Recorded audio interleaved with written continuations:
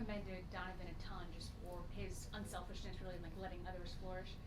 Do you feel like he's found the balance of that and just being him, or do you as a coach sometimes like feel like you gotta remind him, hey man, like don't forget, like you're Donovan Mitchell, and sometimes you just gotta be Donovan.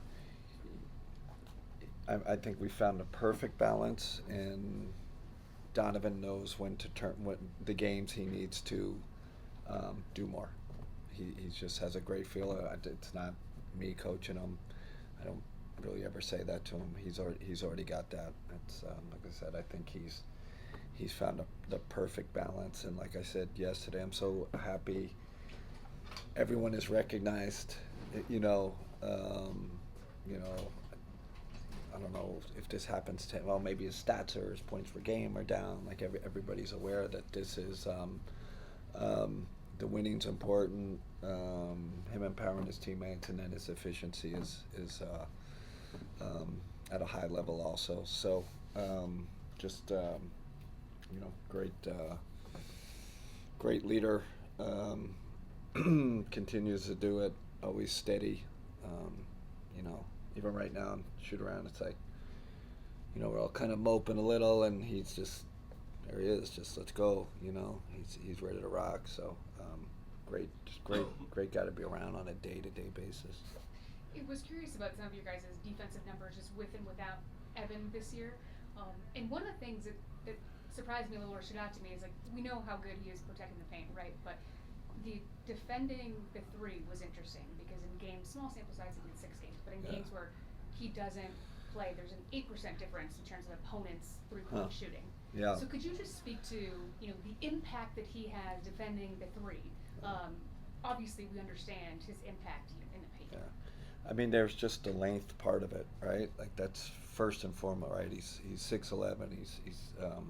He's long. He's in gaps. Obviously, contests are better with longer players, and then he's got a super high IQ. So you take all those things. That's why he's in the mix for first team all defense and defensive player of the year. And that's, correct me if I'm wrong, Shereen, that's kind of been him from day one with the Cavs. He's the linchpin. Obviously, JA in in tandem, but he's the he's the real key to us being in the top 10 and quite honestly without him it make it more difficult. Ethan. Coach, obviously Evan Mobley is still questionable for tonight's game with the calf strain. And where is he at in his progression, and how difficult is it to make that decision, especially with how delicate the calf is? Yeah, that's a great question because it's you worry about a calf always, but I trust Steve and his group, and they obviously the back and forth with Evan. He did do a pretty intense 3-on-3 in Philly at the Palestra, so that was good to see. It was, felt good this morning. Tested out today before the game, and hopefully he'll be good to go.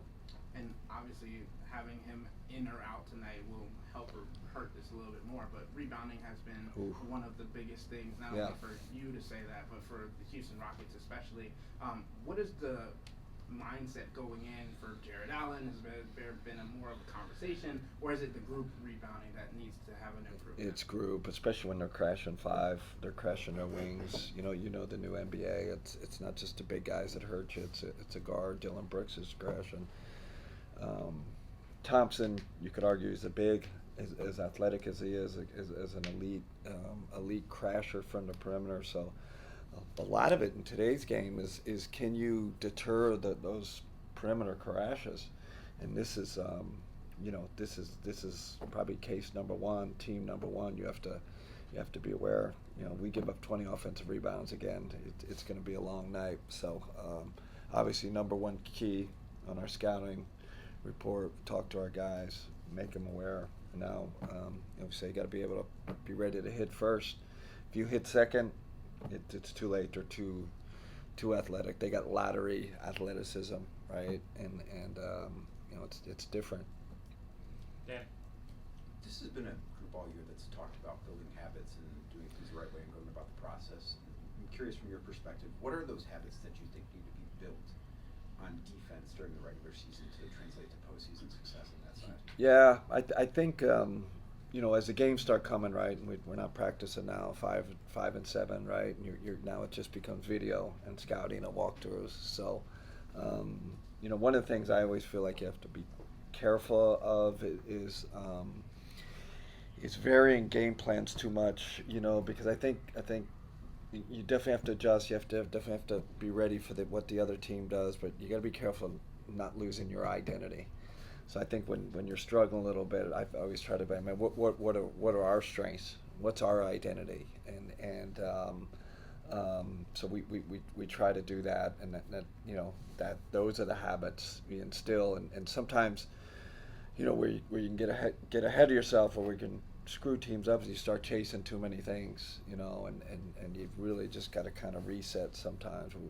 That's where we are. I think we're resetting, especially with Evan coming back. What's our core, core values.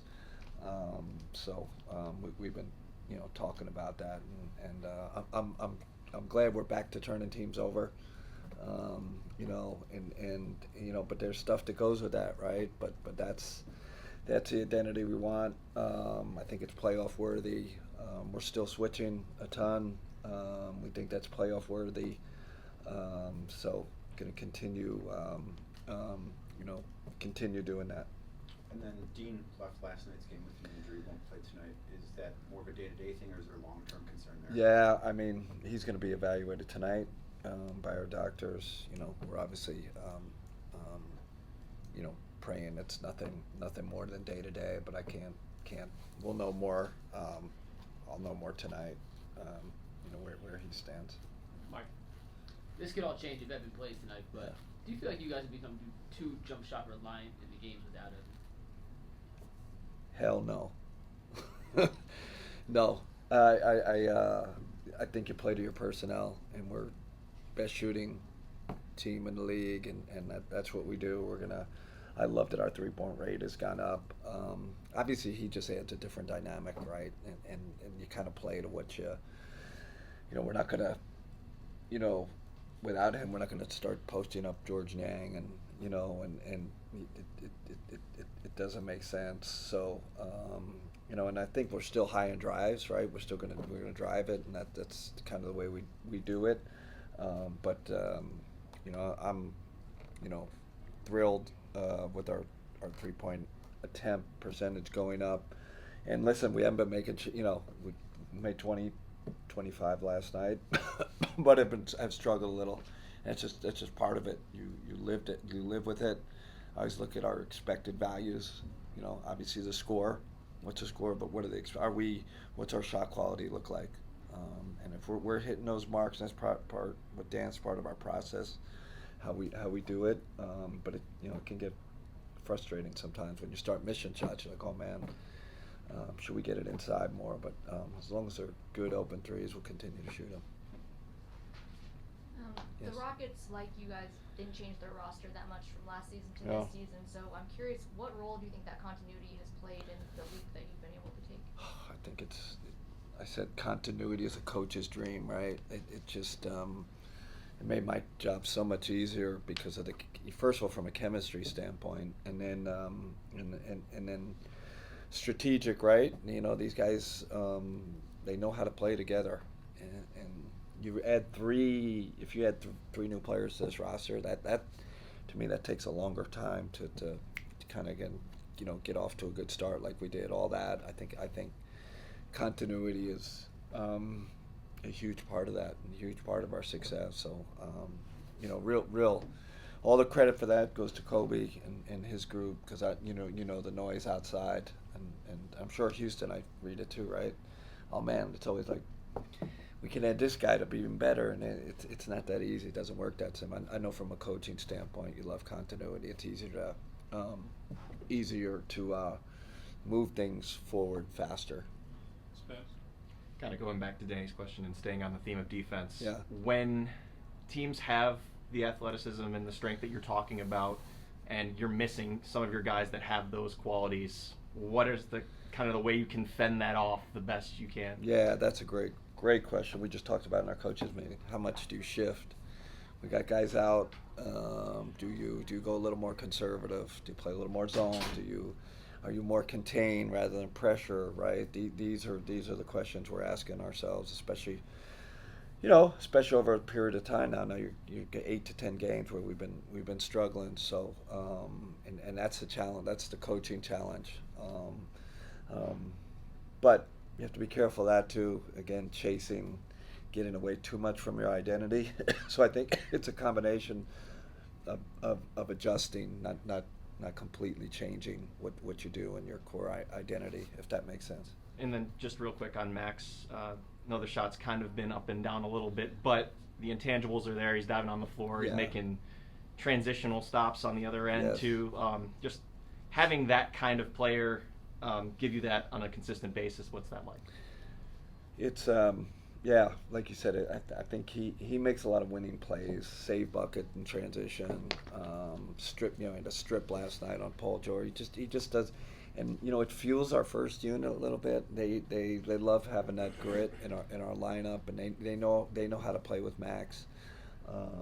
And like I said, I still think he's finding his rhythm and finding his place on this team. But it's going to come, right? I think he's still shooting 37% from three, right? I'd love to see him at 40. There's no reason why he can't be a 40% shooter, but he adds that dynamic, grit, toughness, all that surrounds our elite talent. It's a kind of a perfect match, the way I see it. Darryl, this is really the first stretch in the season where the results haven't been as consistent as you'd like. Does your message change, and just how do you, even though you're not at full strength right now, do you feel like you're still playing the way that you want to play? Yeah, I do. Like I said, trying to figure out the defense with obviously with Evan out, and now we got Dean, banged up a little. We do have to, probably make some kind of minor movement in terms of what we do, but offensively, I don't really think we've missed a beat. I think we've missed shots. I think that's part of it. But in terms of moving the ball and getting good shots, Evan coming back will give us more at the rim stuff. But I don't see us making a huge shift in our identity. And you talk about continuity and just how helpful that has been for you coming in. The trade deadline's coming up here in a couple weeks, and there's all kinds of speculation about did you need to add a piece or whatever. Just how involved with Kobe are you in those conversations? Not really at all. We quite honestly right now, I think he knows I'm focused on this group, and my job is to coach this group and get everybody playing as well as possible, right? And that's the best thing for the organization. I love the group we have. I mean, that's this chemistry is special. The talent's there, but Kobe's got a job to do too. And when things do heat up, or there are things that's there's talk and serious talk, I do get involved. But right now it's my focus 100% on the squad. Last one, Jim. Okay, what does it mean, or how does it feel to be in the dog days of an 82-game regular Yeah, season? it feels like tonight feels like a dog day. Like you should have a little dog on the calendar, right? This is especially having when we had to go to Houston a night early, and you miss a night at home. It's we're 5-7, and then we're going to go into another 5-7, I think, I believe. So it's just, but really, I always feel for our guys. I'm like, man, like DG, holy, like these guys are just doing it night after night, and this is what makes them incredible humans, incredible athletes. To do it at the intensity they do it with the travel, it's just it's one of the most remarkable things in sports, I think, and I know they do it in baseball, right? They play pretty much every day. You know, football you got a week. This is unique. It's you know, you know, the game has changed. The game is faster. Distance run is more. Accelerations dealer, it's more. It just is, and that's not saying it's better or worse than the past, and you know, but it's a faster game. So these guys are expending more load. We have clear evidence of that. So makes it more amazing. Makes our job harder as coaches. We gotta balance this. You know, we gotta make sure. You know, I'm not overplaying guys. You know, that we're if we find a game where we can get a guy a game. Can we do that? You know, but it's hard in the dog days because it's especially when you have a few injuries. It's like, well, you know, we kind of got to go with what we got. You know, and that's kind of where we are right now. So, big credit to our guys. They're young and they're resilient, and but it'll be interesting to see how we come out tonight and see if we can kind of get through that fatigue. How do you manage energy and morale during these times? Yeah, keep it fresh, right? We talked, you know, we did DG's birthday video today. Everybody got a kick, you know, like you just got to there's humans, there's humanity, and there's a group, and you know, basketball.